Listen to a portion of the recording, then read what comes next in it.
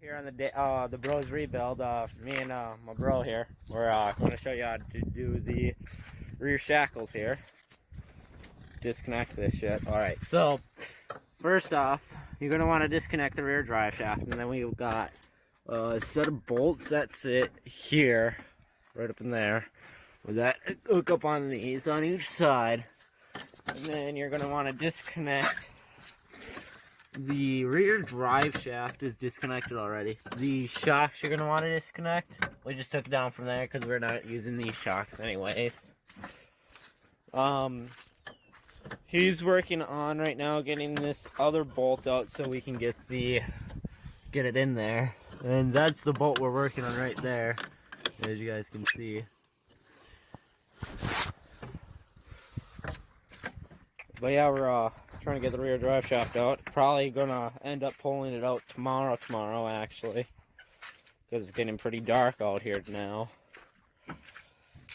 But yeah, that's how it's coming right now. I got the Jeep up high enough, so yeah, it's pretty simple, not too hard.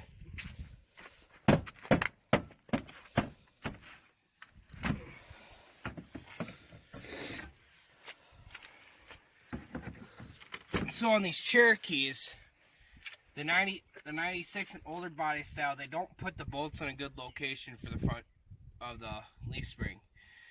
It's kind of a pain in the ass to get out, especially when the bolt is welded to the inside of the frame. Luckily the frame is broke on here, so I don't have to cut an access hole in it. Really common problem is the bolt will... Alright, what's up guys? So another day here on the Bros Rebuild. So as you guys can see, we got the axles out. There's the rear one. There's the front. So I'll let David go into the description how to take them out and what our plans are.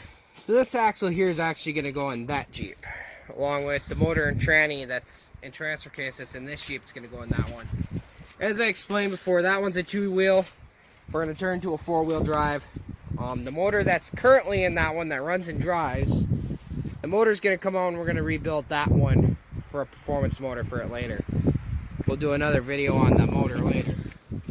As for that, the 4.5-inch lift that was in this Jeep here is now going in my other Jeep.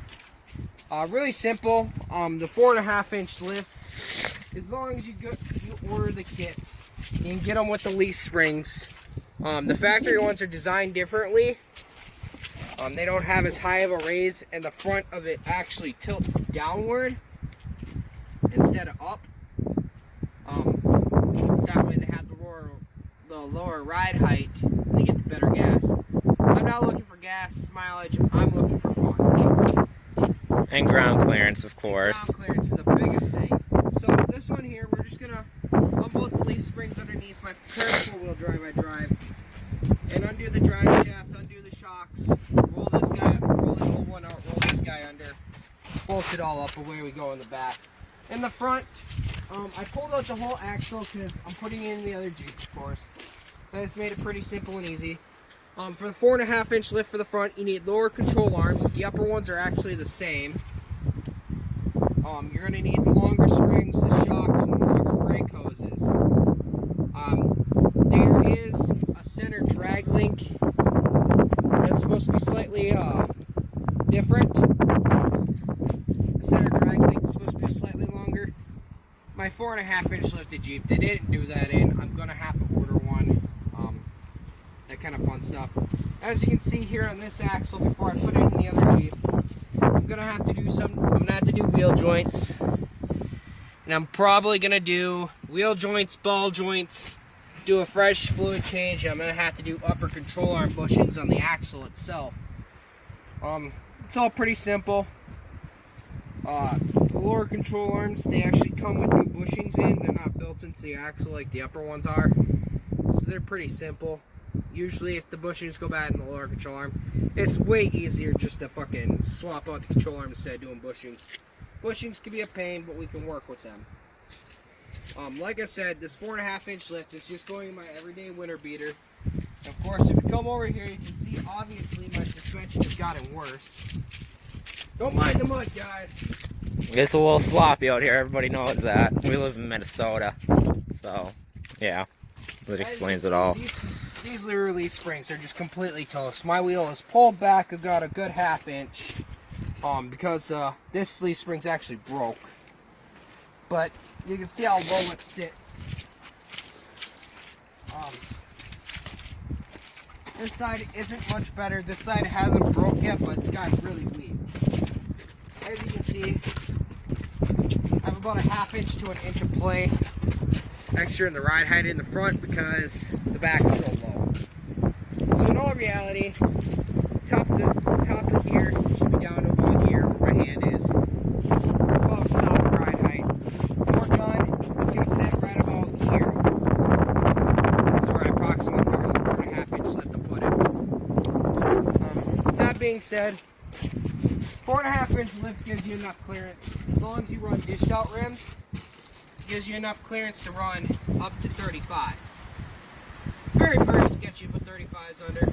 Right now I just got set at 3110.5 Wrangler RT Authorities that I'm going to be throwing underneath here. Sorry for the wind noise, guys. It's kind of windy out here. But anyways, yeah. So, in all reality, for a 4.5 inch lift, the perfect ride size tire if you're looking for a bigger tire, it's going to be a 33 by 12.5. Rim size all depends on what kind of rims and stuff. I do suggest going with a 3 1/4 back spacing. If you guys don't know what that means, 3 1/4 inches dished in is where the center should be from the outside of the rim. That way you give yourself enough clearance, you're not rubbing on the brake hoses, you're not rubbing on the springs, none of that fun stuff. As you can come over here and see, with stock Jeep rims, they do not dish them out far enough on most of them. Make it worth your while to run anything bigger than 31s.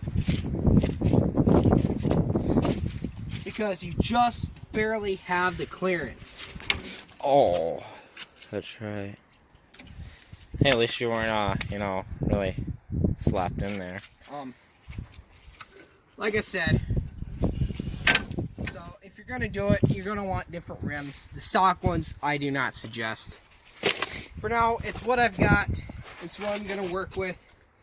In the future, you guys are gonna see a nicer set of rims because I'm gonna be putting different rims on that Jeep, and then that one over there is gonna get different rims as well.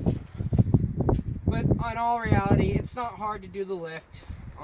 Just take some time and effort. It's basically just time consuming. Very, very much time consuming. But that should wrap it up for today.